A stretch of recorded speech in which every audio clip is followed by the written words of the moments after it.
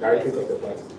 Without much ado, once again, you are welcome to the headquarters of the New Patriotic Party. Our communication director this afternoon will be engaging you on some critical and pressing national issues. At this juncture, I humbly invite to the podium Dr. Richard Anyawa to take over.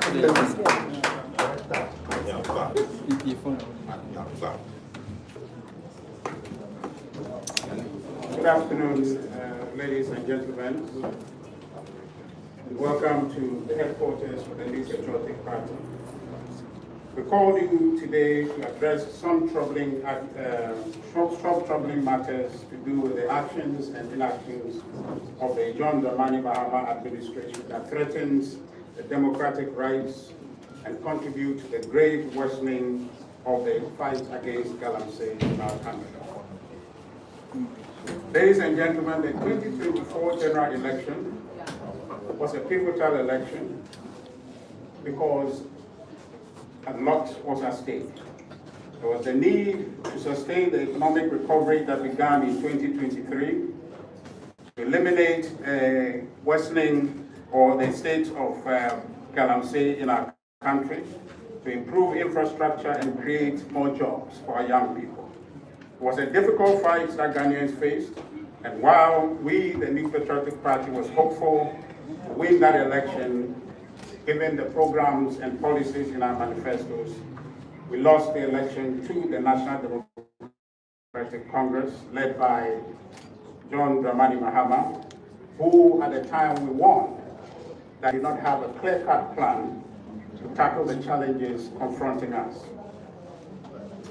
3 months into the presidency of His Excellency John Dramani Mahama, Ghana faces a regressive resetting agenda that we must all stand together to fight in the interest of protecting our environment and the rights of our people in this country.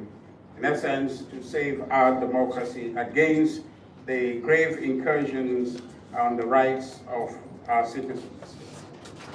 Ladies and gentlemen, what we have observed so far from the NDC government is a regression in civil rights and human rights of citizens, and the efforts to fight illegal mining worsening as the NDC members, emboldened by the subtle promises of the campaign, as the NDC campaign, emboldened and are now going out and raping our forest cover with impunity. Ladies and gentlemen, holding people accountable, that is, former government appointees and officials accountable, is an ingrained value, is an ingrained system, or is an ingrained value of the New Patriotic Party. We believe in holding public servants or people who have been appointed to take public office accountable. That commitment led us to the establishment of the Special Prosecutor's Office and increased funding for the Auditor General whilst we're in office to increase their efficiency and effectiveness. In other words, we believe in accountability. Therefore, we are not averse to the fight or genuine efforts aimed at holding people accountable, and including members of our government accountable for their service. However, we are concerned about the evident violation of citizens' democratic rights and the clear strategy of the John Dramani Mahama administration to try individuals accused of potential acts of corruption in the media rather than in the courtrooms. This is not prosecution, it is persecution. Ladies and gentlemen, the government is not interested. The John Dramani Mahama government is not interested in prosecuting corruption, but one of its landmark decisions since coming into office was by the Attorney General issuing nolle prosequi to clear all NDC members standing trial.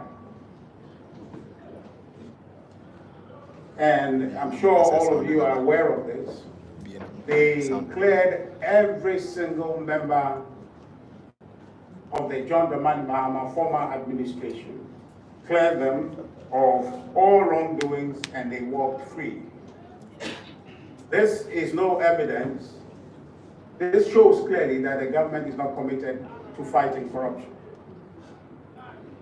That was the first action they have taken, and this was designed and actually directed by the president himself with a clear plan to clear the path for them to target the New Patriotic Party, their political opponents. Article 19 of the 1992 Constitution guarantees the right to fair trial, including the presumption of innocence until proven guilty by a court of competent jurisdiction. The Attorney General and Minister for Justice, Dr. Okatakyie, an accomplished lawyer, is aware of this provision but have chosen to disregard it and instead engage in a media trial presenting untested evidence to create an impression of guilt in the minds of the public about people this government accused of having engaged in acts of corruption. This is an irregular act. This is not how the fight against corruption has been carried on as far as this public is concerned. Many of you are aware that the Afrifa administration prosecuted some of the NDC people and jailed them. But those actions leading to their prosecution and holding them accountable was not a media activity. Some of those prosecutions, people criticize us and as though that we're not doing anything. It was only because those actions that needed to be taken to hold people accountable was taking place in the courtroom rather than in the media. And we expect this government to do so, and we're willing to support them in every way possible to undertake the prosecution of corruption according to law in the courtrooms, not in the media.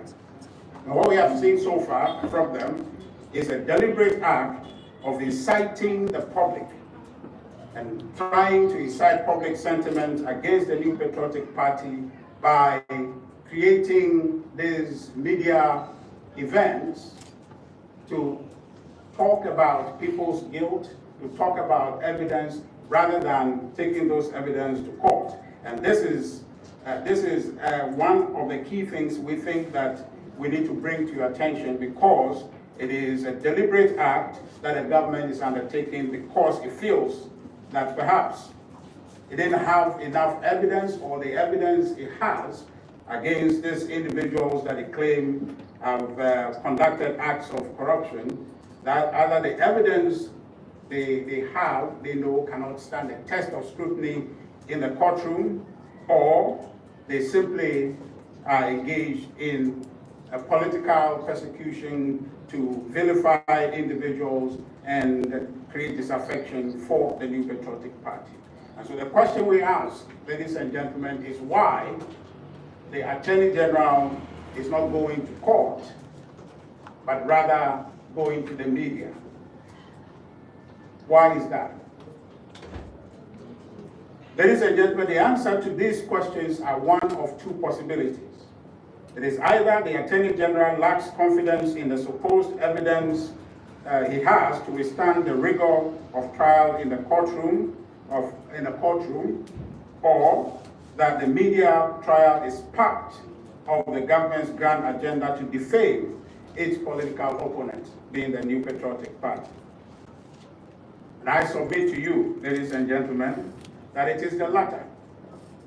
That it is the latter, perhaps both. That the National Democratic Congress, the John Dramani Mahama administration is engaged in a plot, one, to defame the New Patriotic Party because he knows that the evidence he has cannot stand the test of any scrutiny in the courtroom, and so it results to a media campaign to create disaffection for the New Patriotic Party. And we believe that that's is evidence of his lack of commitment to the fight to reduce corruption in his government and also to hold former government appointees accountable. Correct. As I indicated earlier, the government is not interested in combating corruption, but in persecuting and sowing seeds of disaffection against the New Patriotic Party. This is why the government has positioned persons like Richard Jakwa and others in key positions within the national security apparatus to use all means necessary to intimidate, to harass, and humiliate Ghanaians with impunity. Ladies and gentlemen, that would not wash. It won't. That attempt would not wash, ever. It won't work. Ghanaians will judge this government based on its performance and not how well it has defamed its political competitor. Yeah. And in the process undermine the rights and liberties of Ghanaians. The performance of this government so far has been disappointing, given the 2025 budget and the significant deterioration in the fight against illegal mining galamsey. Let's talk briefly about the 2025 budget. The 2025 budget is disappointing, and I'm sure all of you will agree, despite the generous contributions they enjoyed from the National Economic Dialogue. President Mahama campaigned to establish a 24-hour economy. And all of you are aware, we stood here many times to tell you that was a scam, but somehow it fell through the cracks and then we voted for them. Today, with the evidence from the 2025 budget, you will agree with me that it's indeed a scam in the making. The 2025 budget, as you will agree, made no provisions for the implementation of the 24-hour economy. The only comment we hear about it is that sometime along the line, the finance minister will bring a policy proposal to Parliament for consideration about the 24-hour economy. There is no allocation in the budget for it. The government's priorities in the 2025 budget clash with the expectations of Ghanaians, which is evident in the funding allocations for the programs in the budget designed to impact lives. It is unusual for a government that has won election on the promise of jobs and economic growth to allocate significantly lesser resources to support development in the real sector of the economy. The government has earmarked a whopping 2.711 billion for compensation at the Jubilee House, exceeding the allocations made combined for the following programs, shall I say, flagship programs for the government. One, the Agriculture for Economic Transformation. A total of 1.5 billion was allocated for that program. The National Apprenticeship Program, a total of 300 million allocated. The National Coders Corps, this is supposed to take care of some 1 million Ghanaians. A total of 100 million was allocated. You've heard about the Jumeirah program. A total of 100 million is what they allocated. And a few women amongst us this afternoon. The Women's Development Bank, a measly 51.3 million is what they allocate. All this put together is less than what the president allocated for his office. For the compensation, I'm not talking about anything else. There are many things that they have allocated for the Office of Government Machinery. But this is just for compensation of a handful of people at the Jubilee House. 2.7 billion. More than what they have allocated combined for these flagship programs that they said they were going to. So from here, you can see that the government's priority is not the good people of our country, who they canvassed, whose votes they have obtained. on the back of a promise that they are coming to create a certain Ghana with a certain program of resetting to a better place, but then now we see clearly that they are resetting us backwards, and we all have to try and fight to resist that. It is not done yet. I have seen some efforts across the society, women especially, who are intent on fighting back to see that these promises, especially the promise on the Women's Development Bank, is realized. But I can tell you that with this allocation, there's very little that you can hope for. So ladies and gentlemen, how can this be, as I indicated earlier, with this allocation and the promise they made to us, there's a clear mismatch in terms of the commitments to deliver on these promises. The budgeted amount for compensating a small group of people, as I indicated, who are working around the president, is higher than the allocation made to impact the lives of millions of young people and Ghanaians at large. Many have criticized this misplaced priority in the 2025 budget. The Chief Executive of Agri-Impact, Mr. Daniel Fahine Akwe, a significant stakeholder whose view from his criticism suggests to me that he was not consulted, his views were not sought, even though the government is going on a spree, creating the impression that they are a very consulting government. But a stakeholder such as this has not been consulted. And he has come out to criticize the allocation for the agricultural sector as insufficient. Others, including the AGI, have also criticized this budget. What that means, ladies and gentlemen, is that the budget is at variance with the expectation of the people of Ghana. The Women's Bank, as I said, also suffer another fate where the entire allocation for it is less than what has been allocated to the Lone Ranger Office, the Office of Government Communications, that sees a whopping 78 million Ghana cedis compared to the 51 million allocated for the creation of the Women's Bank to affect the lives of millions of women in our country. One potentially positive aspect of the 2025 budget, I must say, is the elimination or the removal of the 10% betting tax and the e-levy. By the way, something that we had scheduled to repeal if we had won the election. So if we take that out, the balance of the 2025 budget has very little to offer in terms of the expectations of our people. I tell you that dissatisfaction with the 2025 budget is widespread. And so it's not a thing that you will say there is a new patriotic party that is opposed to it or is not happy with it, but it is widespread.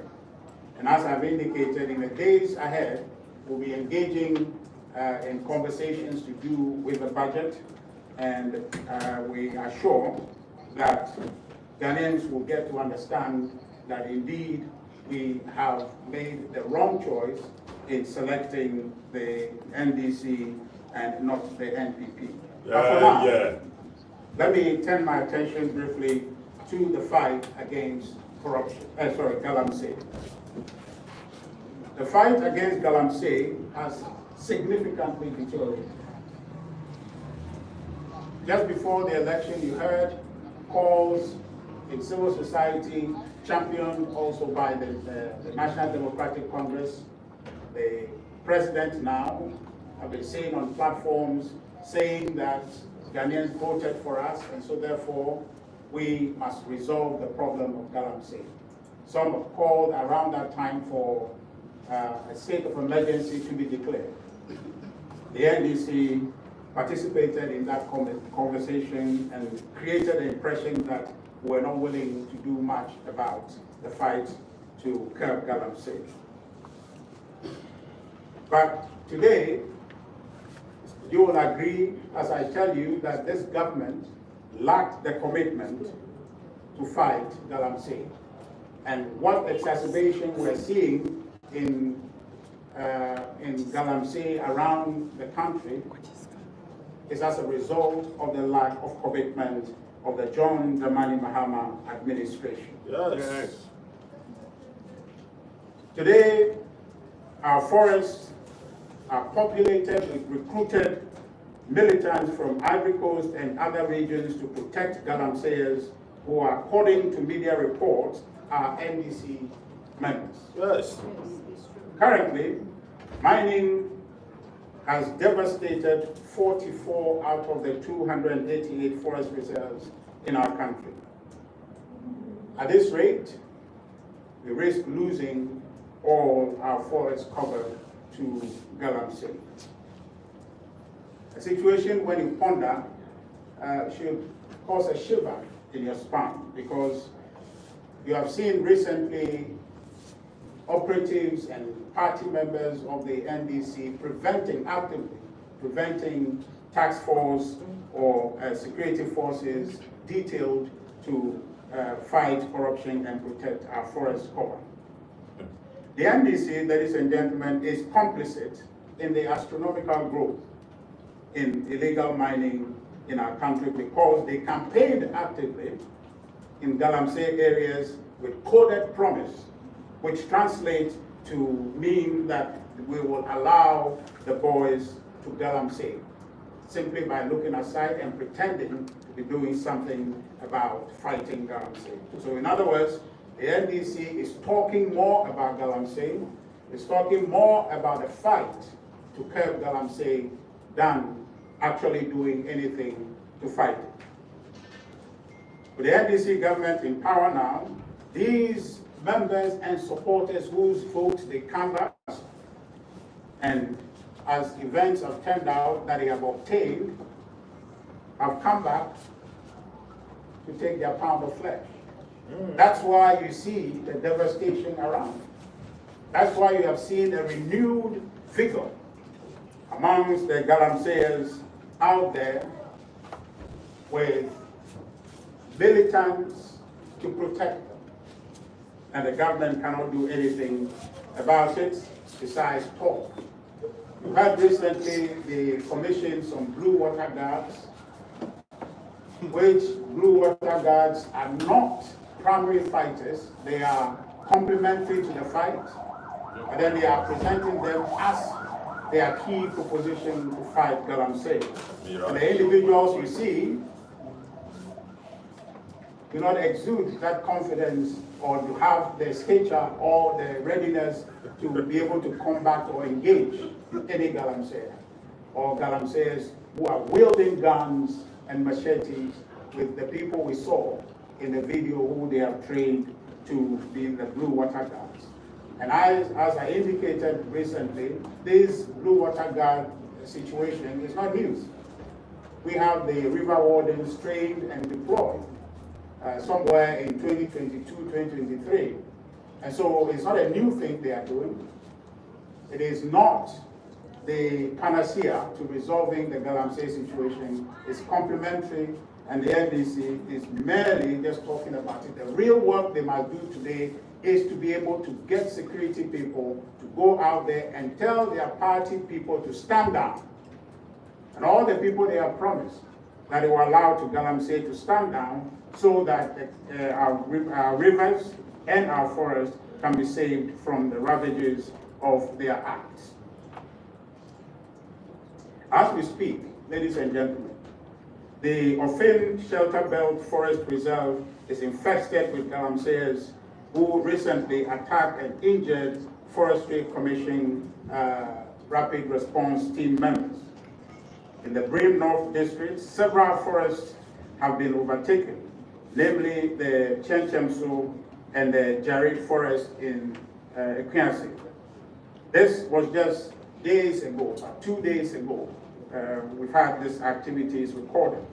Additionally, the Tano Enua Forest in our wing, the Asenyano Forest River, and the Jimbra Forest Reserve in Okatakyie district have also been taken over by galamseyers.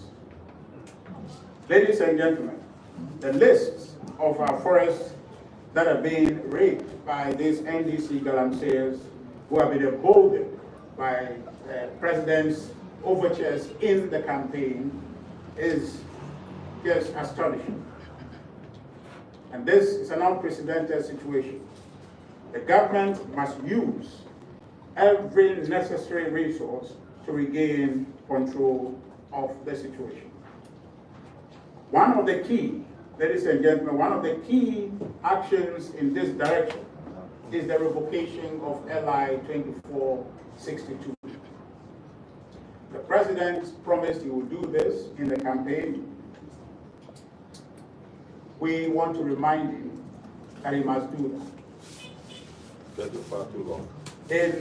In making this comment, let me quickly commend the media coalition against galamsey led by Dr. Kenashibe, our brother Erastus Asaridonko, and other civil society organizations that are engaged in ensuring that galamsey, the fight against galamsey is brought under control since this government took over and has taken a turn for the worse. President John Dramani Mahama, using the galamsey fight in the 2024 campaign, stated he will repeal LI 2462 to end mining in our forest reserves. However, as president, he has gone back on his promise to revoke the legislative instrument and instead has offered to amend parts of the law which takes away the president's power to approve applications for mining in forest reserves.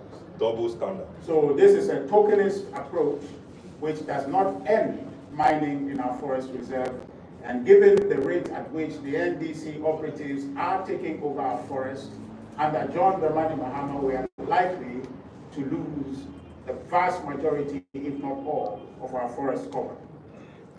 Ladies and gentlemen, amending the instrument will not suffice, considering, as I just said, the rate at which the forest covers or forest reserves are being attacked with armed protection from outside this country.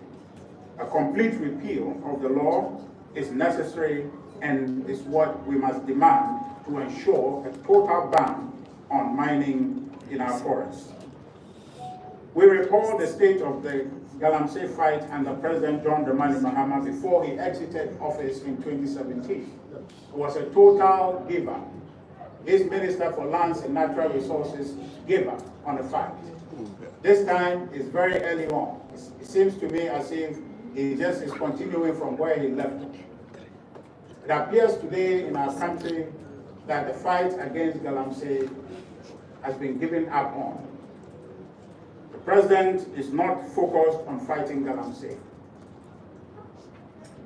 What we experienced in 2016, or before the president left office, is coming back, as we all can tell.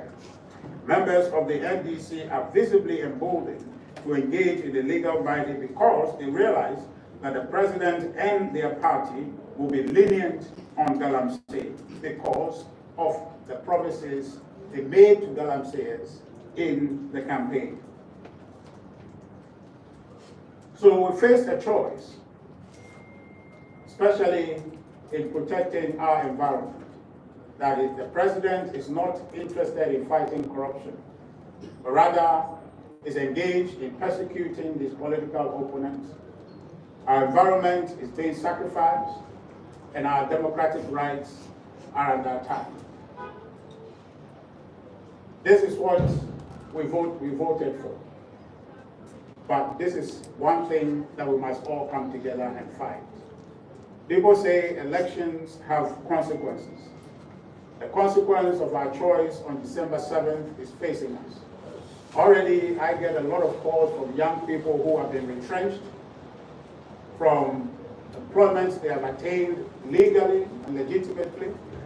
Just yesterday, an announcement was made as though it was a pride point to say that some 100 people have been let go. from the Ghana Post. This is what we voted for. But I know that this is not what Ghanaians were expecting when they made this choice.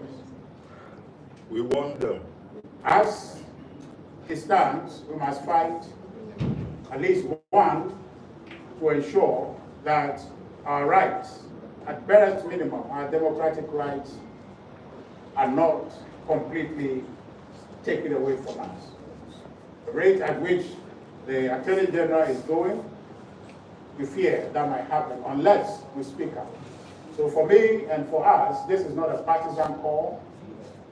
This is a call to protect this Fourth Republic, that all actions of the government must comport with the law, must be in accord with the law.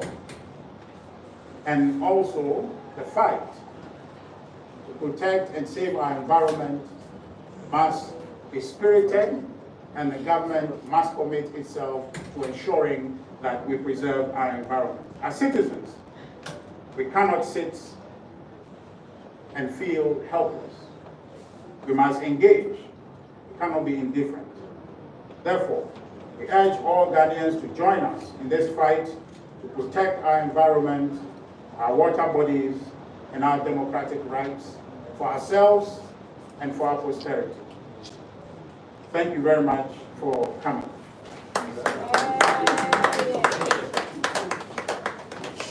So,